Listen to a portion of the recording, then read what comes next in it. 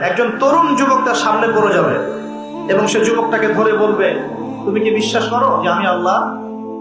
সে যুবক বলবে, না, আমি বিশ্বাস করি মুহাম্মদ সাল্লাল্লাহু আলাইহি ওয়াসাল্লামের রব হচ্ছেন আল্লাহ।